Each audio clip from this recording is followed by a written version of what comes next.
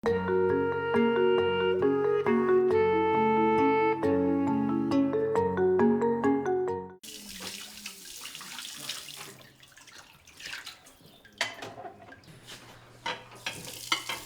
geste simple d'ouvrir le robinet pour faire la vaisselle, Irma Sanchez le fait toujours avec précaution.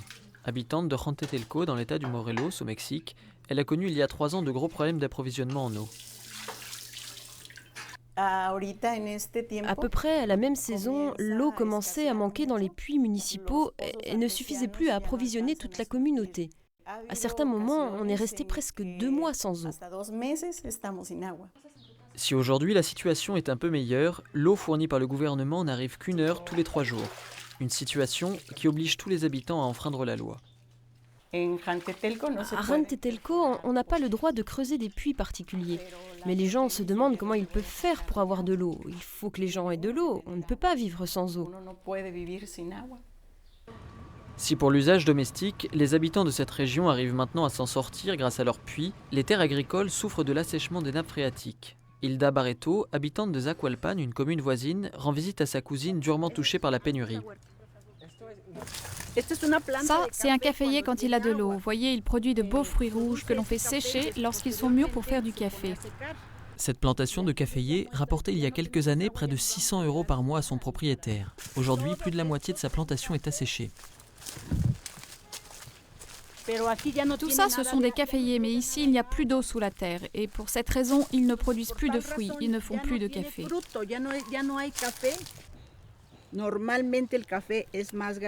Normalement, le grain de café est plus grand. Celui-ci n'est pas bon parce qu'il est tout petit et tout sec.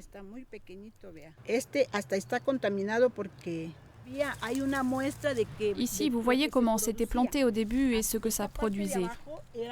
De ce côté, c'était pareil, la même chose, mais avec le manque d'eau, tout s'est asséché. On a dû tout couper. C'est à cet imposant volcan qui culmine à plus de 4000 mètres que prend sa source le fleuve Amatzinac. Ce fleuve qui fournissait en eau toute la vallée est aujourd'hui un mince filet d'eau accaparé par les producteurs fruitiers en amont.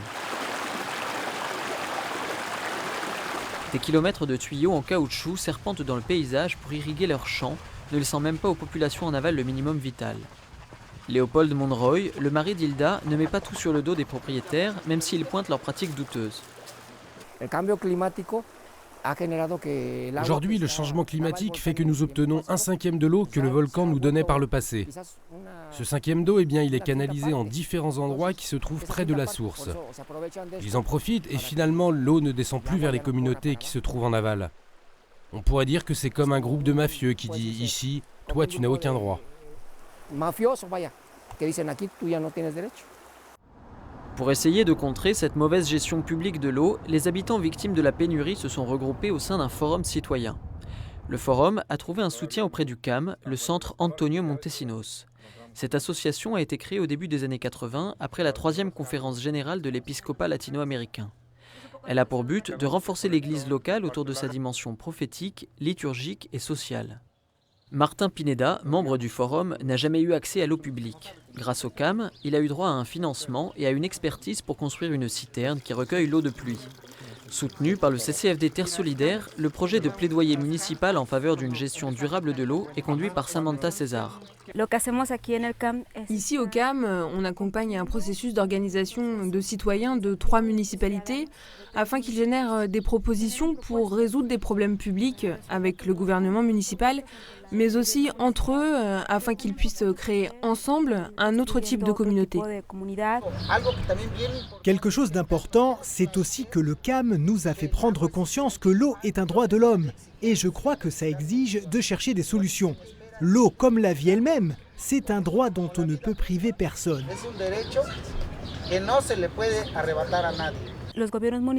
Les gouvernements municipaux ne développent pas de politique publique qui pourrait créer des alternatives afin de résoudre le problème. Ils génèrent seulement plus de permis pour des puits toujours plus profonds afin de distribuer de l'eau aux communautés et aux champs, mais ce n'est pas la solution de fond.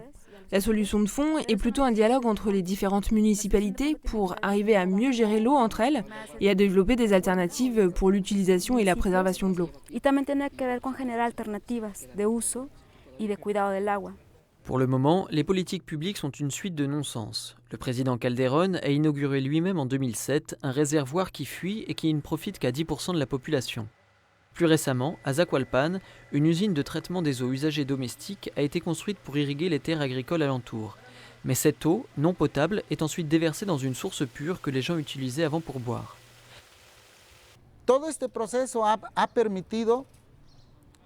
Tout ce processus a permis, à travers la gestion et l'action directe, d'avoir un projet d'activité, un programme de travail avec lequel nous pouvons apprendre à élaborer des techniques écologiques. C'est quelque chose de très important car nous apprenons à faire nous-mêmes ces techniques écologiques.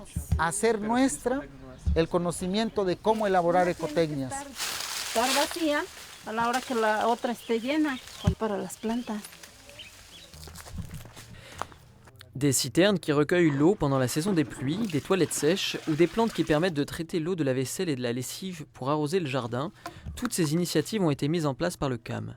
Mais son travail ne s'arrête pas là. Une grande part de son activité repose sur la formation théologique et pastorale et l'accompagnement des paroissiens dans leur volonté d'assumer un rôle actif dans la société civile.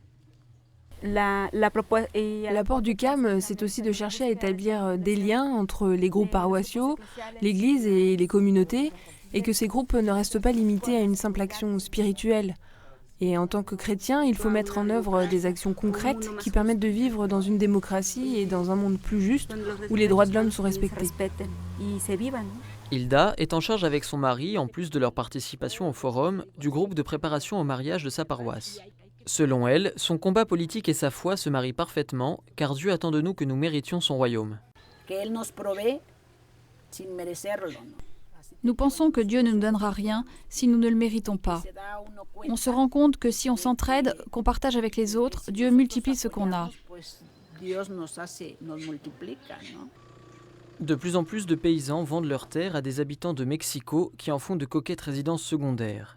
Mais les neiges en haut du volcan, qui n'ont jamais été aussi fournies ces dernières années, sont un signe pour les habitants. Le combat n'est pas fini, mais la nature ne les a pas oubliés.